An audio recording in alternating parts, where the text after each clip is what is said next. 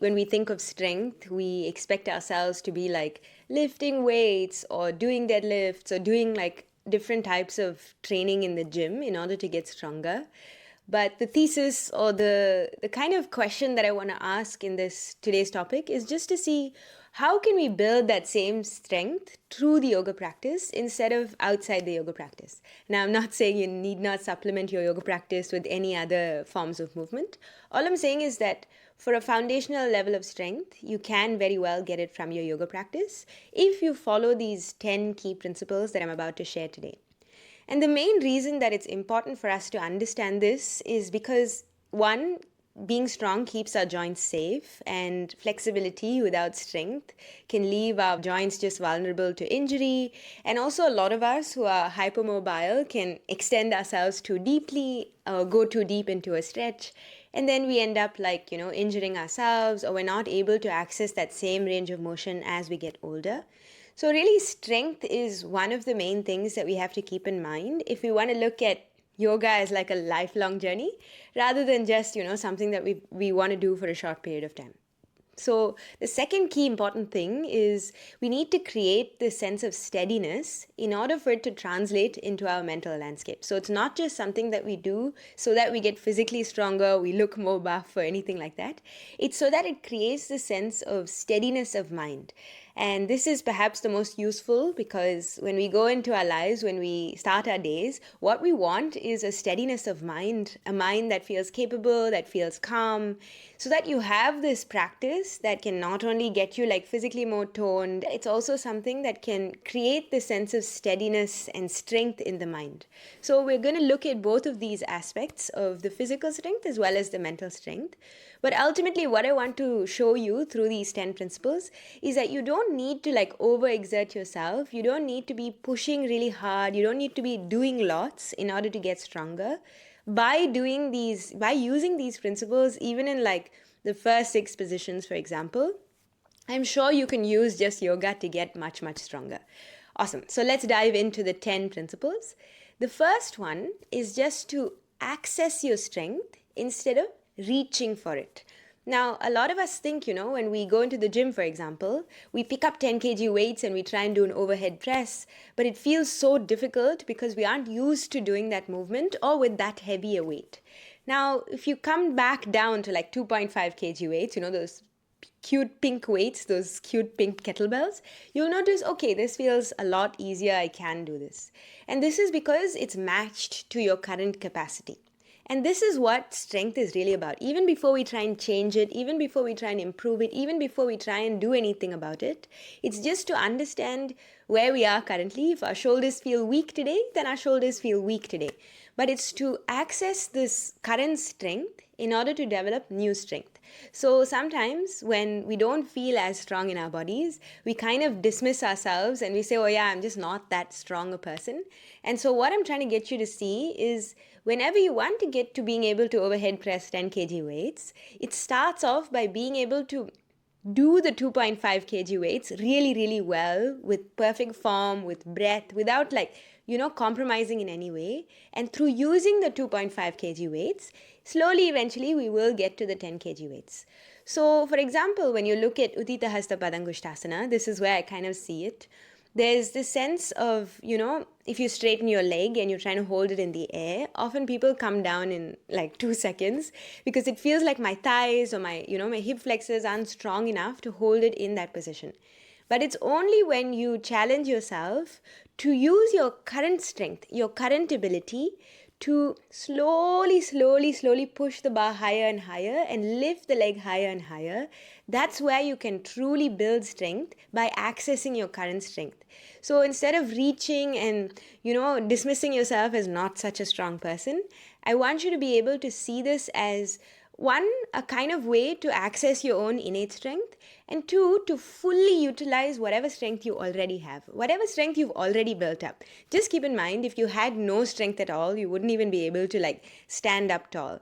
If you think about people who are in their 90s, in their 95, 96, you'll notice their whole frame of the body is kind of stooped and because gravity is really taking them When you get to that stage of life, you should still have some degree of natural strength, like innate strength, to be able to carry on with your daily activities. It's about building and accessing your strength and not convincing yourself that you're not strong enough. So that's kind of like the first foundational principle. The second foundational principle is to bond the breath with the core. And this is where building strength in this way is different from building strength through gym workouts or exercises, because this is foundationally an energetic principle more than it is like just using your brute muscular force. So the power that's generated from your center is what we're talking about here, where we bond, where we do bandha is literally translated into bonding, the 𝐸𝐤𝐸 breath with this mula bandha, this all the way to the base of the perineum. When you hook the breath to the base and then you slowly pull it up, it creates this kind of powerful internal suction, and this is what lifts and supports the body in all of the different shapes. Now, if you look at these beautiful advanced Ashtangis doing like jump backs or jump throughs, you'll notice they can easily lift up and they can easily throw their legs back. It's because they've actually mastered this ability to bond the breath with these bandhas, with these energetic locks. And how does it look in a very practical application?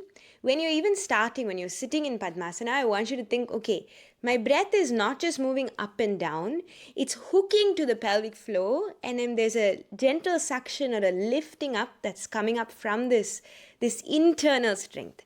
And this way, you don't have to rely so much on the strength of your limbs, the peripheral parts of your body. You can rely on this center, this core strength. And I don't mean like core as an abdominal core strength.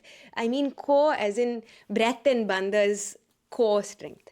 And if we access this, you'll notice, one, you're expending a lot less energy in just trying to use the limbs to stay in positions longer, or like, being able to do so many chaturangas without fatiguing. And the second thing it does is it takes the attention away from getting stronger externally and rather building strength from the inside out. So just try this in your next practice. Visualize the breath hooking into the base of the perineum and then lifting up really, really slowly. And then see if, you can access this. And if you can't, you're always welcome to come back to me and ask me questions. But this is where your true power lies. This is your differentiating factor between what you're doing on the mat with Ashtanga and what everyone else is doing with gymming and running and doing all these other kinds of HIIT type of things. So, second principle, bond the breath with the core. Just to recap, the first principle was just accessing your innate strength and not complaining that you're not strong enough, but to use your current level to get to the next level. Awesome. So let's go into principle number 3. The third principle is to create integrity through this kind of stacking of your body masses. I've talked about this a lot in classes, but basically, even before you can move into a shape, it's important for us to understand how Samastitihi and Dandasana informs every other shape. And though you may feel like your muscles on your body aren't very strong, it's true that your bones that are holding up your muscles, structurally, they have to be strong in order for you to be standing up or being able to walk. So we take the attention one layer deeper into the skeletal stacking rather than just the muscular strength. So once you do this, once you take the attention to the skeletal stacking, it becomes much easier to engage the specific muscles around it and build strength through that. And one, this allows you to kind of take the attention off of your weaknesses, rather place your attention on something that's innately strong and solid. And two, it provides the muscles that are wrapping around these bones to create the sense of stability and power. And this way you're holding up the structure so that your form becomes a lot easier. So you'll notice when you're holding plank and you're moving down to chaturanga, for example, you're not collapsing your butt or you're not collapsing your shoulders, because in your mind's eye, you're actually holding the skeletal structure in your mind, stacking everything in one straight line. And then by creating this direct straight line from the crown of the head to the tips of the toes or the heels, this stacking generally creates a sense of ease and it reduces discomfort in the shape. And whenever you reduce discomfort in the shape, you can hold something for longer. If you can hold something for longer, and I'll talk about this in a second, you can create a little bit more strength using your practice. So this kind of precise alignment creates this long line and this long line reduces discomfort. When we reduce discomfort, we create integrated strength rather than this collapsing into the pose. So that was principle number 3. I hope we're keeping track of all of them. Let's move on to principle number 4. The next one is to create resistance using opposite forces. Now, strength is a result of this kind of dynamic tension.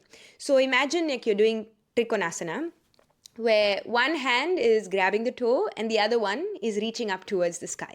Now, because you're actively grounding through the feet and you're pulling up, you're reaching and pulling through one hand, the other side has this like other end of the dynamic tension where you're not just pushing in one direction or collapsing into a block or into the floor on the right side, you're actually actively expanding into the other side and you're moving in two directions at the same time.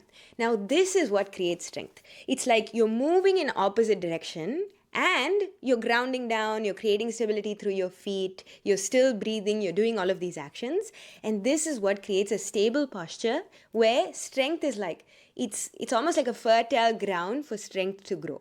So just remember, without resistance, we cannot actually create strength. If you think about it, think of me just pushing against the wall. If this is a wall and this is you pushing against the wall, if I'm kind of loose and I'm not doing any effort, I'm just kind of like holding my hand there, I'm not going to get any stronger. I'm not going to get any more like stable. However, if instead of trying to push the wall, because the wall is a stable thing, I'm creating resistance in my hand as a result or a response to the wall, then at least my forearms will start to get stronger. So my wrists and forearms get stronger as a consequence of not pushing back into the wall, but rather through creating this kind of dynamic opposite direction, pulling back and pushing forward action in my hand.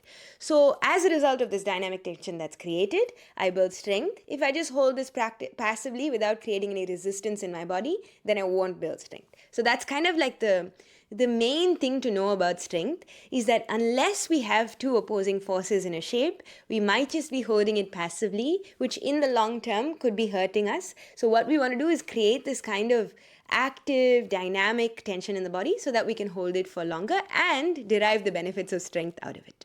Awesome. Number 5, we're halfway there, so I hope you're still paying attention, is to differentiate contraction from tension. Now, whenever I tell people, oh yeah, just get stronger, or hold your body firm, it almost creates this layer of like tensing or contracting or holding the shape. And it becomes like almost like, uncomfortable because you're scrunching your face, you're uncomfortable and you're adding more tension to whatever is already there, or the discomfort that's already there. So the key thing is actually to be able to differentiate between contraction and tension. True strength is not just a overall holding pattern. It's intelligent, it's targeted, and it's specific. It's like you're isolating a single muscle and then you're contracting only that specific muscle. And when you just isolate your attention and you contract just that single point, you create power, you create intention, you're in control. Versus if you're just tensing your whole body and you're like holding really tightly, for example, if I'm telling you to hold Navasana for 7 breaths instead of our usual 5, and your whole body is in a state of contraction. Every time you come back to that pose, you're going to associate the pose with, oh my gosh, my body was contracted and I didn't feel very good. So over time, when I'm not there or you're just practicing on your own, you'll tend to skip that position. Versus if your intention is while you're doing Navasana is I'm going to try and create this intelligent, targeted focus on my thighs, on my core, on the way my upper back can stay straight, then you're not adding that layer of unnecessary tension to the entire body. And so this is really important. The principle is to be able to distinguish between what is actual like contraction and what is me adding extra tension. So just to recap, I know we've done 5. The first one is just to access your innate strength. Don't force your strength or don't reach for it. Don't think like it's somewhere out there. You've got to use what strength you have currently to build new strength. The second one, and this is the thing that actually differentiates us as yogis from gym junkies, is to be able to use the energetic principle of breath combining with bandhas and getting strong or using strength from the inside out instead of just peripherally trying to work the limbs individually and get them stronger. The third one is to create inner integrity through this kind of skeletal stacking. So even whether you're in Samastitihi or whether you're in Dandasana, it's to try and provide yourself with this strong frame, because a misaligned frame is going to lead to discomfort, which is going to lead to more pain. And pain means you're going to come out, which means you're not going to get stronger. And then the fourth thing I talked about is creating resistance. So not to passively hold a stretch, but whenever you're pushing against something, to create a dynamic tension in two directions, not just pushing in one direction, but almost like you're pushing, but you're creating a resistance in the opposite direction, and that's what gets your body stronger. The fifth one is when you're in a shape, remember, if you're adding a little bit more tension, then you're probably, you're going to back off and not want to go back into the shape. So target your attention with an intelligent, clear, analysis of where your mind should be in that shape, and then put your attention there and just actively contract that muscle only. Don't add a layer of tension to the whole entire body. And if you notice it coming up on your face, or you notice yourself backing off really quickly, you've done tension instead of isometric contraction. Yeah? 6. We're more than halfway there. This is to utilize these antagonist pairs in our body. Now, again, this leads in from the previous principle, which is you've got to really understand the difference, right? So one part of your body has to be actively engaged, and the other part of your body has to be completely relaxed. So, for example, if you're doing Paschimottanasana, which is seated forward fold, you're actively contracting your quadriceps, but then you're relaxing your hamstrings. And every part of our body has these kinds of antagonist pairs, and that's how you even get stronger or more flexible. So it's not like, you can get extremely flexible and not have any control over that flexibility, because that's useless. You can be a contortionist, but over time, as you age, your joints won't be able to support that kind of flexibility, and it won't be useful. So while we're building flexibility, we want to, at the same time, simultaneously build strength. And the way to do that is, whenever you notice in your body, if some part of your body, let's say from your hip all the way to your, glutes, you notice, oh my God, there's a little pulling action, it means that you haven't been able to access this antagonist pair and hold enough strength in the opposite side. So the one that's being stretched, just notice it's easy to find the one that's overly stretched. So wherever you feel like you're overly stretched, just go to the opposite muscle. So just go to the opposite muscle, like tricep, bicep, or hamstring and quad. Try and go to the opposite muscle and then just contract that. It's a very simple rule, because, I don't want to go into the anatomy of every single position and how you have to engage it. But I want to give you broad strokes principles so that tomorrow when you step on the mat, you can actually apply it. So just remember, 6 is to utilize these antagonist pairs and build active strength rather than just passively gaining flexibility through the shapes. Number 7, and this one is really important, because especially as, people with busy minds, we tend to rush through the practice because we just want to get it done. By the time we're somewhere in standing sequence, our mind starts to say, oh yeah, I've done enough. I feel like, I feel like I breathe. I feel like I moved. I've got 20 minutes left, but, I should just probably go and get ready. So this is the time where we actually have to understand what strength means. Strength doesn't just manifest as oh yeah, I'm strong and buff and rigid. True strength manifests as control. I'll repeat that one more time. True strength is actually having full control over your entire body.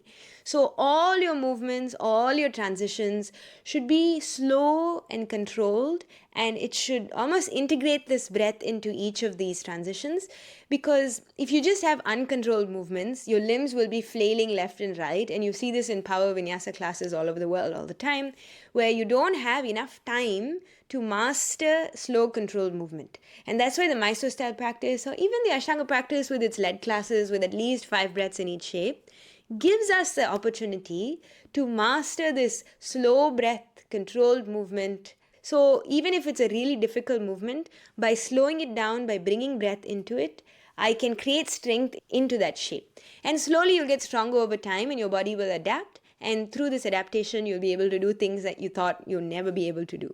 So every time you come into, your vinyasas between sides or after poses, just think about your descent into chaturanga. Instead of rushing the movement, instead of just getting through it because, you want to get to the next shape, this is the real work, to master your breath and slow and control movement down. And each time you do this, you're not just building shoulder strength, you're also telling the mind this is safe for you to go slower. You don't have to rush, you don't have to do more. You can do less, but you can have more control and master, your mind through the shape. So that was principle number 7. Let's get into principle number 8. I'm trying to blitz through this quickly so that we can understand why I'm telling you this and why it's so important to master these 10 principles, because it actually relates to the way we see the practice and how much we can do the practice before we get bored, before we give up, before we try something else. Because if we can derive these benefits of strength through the yoga practice, we don't need to reach out anywhere else or do anything else in order to get it. So, principle number 8. Build endurance with longer holds. Like I just said, within the Mysore style practice, you've got the luxury of time and you've got the luxury of experimentation to just hold one posture with proper alignment, with good engagement, and just by building, you build endurance just through holding it. Now, if I just asked you right now to lift your hands up and hold Warrior 1 for like 1 minute, 2 minutes, even just holding your hands up in the air, the resistance in the air is enough for you to build strength. You don't have to do fancy things. You can use your own body weight to build strength. But the key is that it's going to take a little bit of time. It's going to take a little bit of time because you need to give it time before the posture starts to get hard for you. The first few breaths is going to be easy. You can hold it. You can even think about other things. But it's only after the 5 breaths or 7 breaths or whenever you've trained yourself to get there, it's only at that end range of your ability where you've got to really start to consciously extend your breath. You've got to consciously breathe slower and build endurance through the shape. So try and hold poses for longer when you're doing the Mysore style class. This then becomes a practice of not moving too fast, not doing too much, but rather to build endurance and build steadiness in mind as well by holding a single shape. Now, I think 2 months ago, I did a little bit of an experiment where I was like, can I try and do a headstand for 10 minutes every day? I remember when I was my first trip to Mysore, I thought it was impossible for me to hold a headstand, even for like 15 breaths amidst 400 people in the class. But over time, because I was just doing the same thing and building endurance with it, by the 10th, 15th, 30th day, it just became so natural to hold it for 10 minutes. And so endurance is built by just doing the thing, using your current capacity. But then the longer the hold is, the more the mind also starts to slow. Towards the end, it will fight, it will want to come out. But it's in your best interest to try and build endurance through a single shape and through holding it for a long time. Okay. 9. Principle number 9 is to use the Vinyasa system to balance your strength and flexibility equally. So as we know, the Vinyasa, which is the, kind of a half sun salutation between sides or after poses, this is your primary method that was built into the Ashtanga system to ensure that you're building both strength and flexibility at the same time. And so that repeated sequence of, stepping back, coming down, inhale up, exhale back, those 4 movements, that Vinyasa loop, not only does it build upper body strength and the core strength that's necessary for the later postures, by the time you get to the deep back bending, by the time you get to that stuff that really requires spinal strength, you've actually, every single day, you've built up that core strength and the upper body stability. And when you can do these 2 things through just the Vinyasas and not skip them, even if you tempted to, it then starts to become like a habit and you don't think about it so much. If you don't do this, then you're almost like punished in the end, in a sense, because you won't have built enough strength or solidity in your body while you get to the back bends or the deeper headstand kind of stuff. So just remember, there's a built-in system. The Vinyasa system balances our strength and flexibility. So we're not doing too many forward folds and stretching too deeply. We're actually like waking ourselves up and moving through the postures quickly enough so that we actively build strength while we're building flexibility. Last and final one is to use discomfort as a concentrating force. Now, whenever we come into a place of the unknown territory, it can feel like, oh my gosh, I need more strength, I don't have more strength, and this feels painful, there's too many sensations happening here. And the easier thing would just be to like give up, put your leg down, or like get out of the shape. But instead of giving up, instead of like just coming out of the pose really quickly, try and see at the edge of the stretch, is it the mind that's giving up or is it the body that's giving up? And if it's the mind that's giving up, can you just stay with the sensations or allow the body to hold for 1 second longer And if it's the other way around, if your body is just like able to go a little bit more, but your mind gets distracted with some thought or just feels like someone else in the room came down, so I should also come down, then it's in your best interest to kind of like, you see what I'm saying? You have to balance the mind and the body. If one is stronger, then use that to support the weakness of the other. And if you can do this, if you can confront discomfort and use it as a concentrating force, then not just are you developing strength in your physical body, you're also using and training that muscle so that when you get to your desk, when you start your work, you've already done that job of concentrating your mind. So whatever you put your mind on, you can get it done much faster. And concentration is a prerequisite for building strength, and it's almost the most important prerequisite, because without concentration you can never truly know like which muscles need to hold enough contraction for it to get stronger, for it to like almost mold itself into the shape and stay in that shape even afterwards. So what I'm trying to say is, use the discomfort, use what's coming up in the shape as a concentrating force rather than a distracting force that makes you kind of eject yourself out of the experience. So the most practical application I have for you is to hold up 𝐸𝐸𝐻 for, instead of 5 to 10 breaths, try and challenge yourself to work up to 25 breaths. And when I was in Mysore and Sharatji used to give us like 10 breaths, he used to count so slowly, like between each one, it'll be like 3 counts between 1 and 2, that we would end up actually holding 𝐸𝐸𝐻 for 25 breaths. And mostly it was a preparation for us to do deeper, second series stuff. But more than anything, it's an anchor for your focus. You cannot possibly think of anything else in those moments because your brain is literally on fire. It's connected to your core and there's nothing else but the position. And if you can do this, this is a form of meditation. It's a form of purification or a form of tapas. And when we can do that, we can connect this goal of building strength, not just as getting stronger in the physical body, but rather as like a way to practice tapas, as a way to purify ourselves and build discipline in the body. So anytime we come into this sort of intense, consistent, challenging effort, it creates in us this embodiment of tapas. And Kriya Yoga is basically just building tapas in the body. And when we can make this mind-body connection through Navasana or through rigorous practices of Ashtanga Yoga, it is a form of tapas. And in a heat, this thing that's generated is supposed to be such a purifying force that even all your kleshas or all the sins that you've accumulated get purified in this fire. But I won't talk too esoterically. All that we need to know about is that these 10 principles help us not just think of the practice as, oh yeah, it's something that I use to get fitter, but it's a form of intelligent action. So it's almost like when you're accessing your internal strength, you're not just moving to the end limit, you're developing the skill of sensitivity, you're not just pushing and picking up the heaviest weights you can as a feat of willpower. And that requires actually a more nuanced skill if you think about it, because to develop sensitivity and to know where your range is and to stay within the range, but then also actively work with the breath and use your internal strength, it requires a kind of sophisticated awareness of where's your alignment. If you're moving out of alignment, then you should be back in alignment. And the thing that helps you move back in alignment is to know your limit, right? So all I'm trying to say is, think of strength as teaching you more things, and the goal is to find that sense of balance, not like finding your personal best.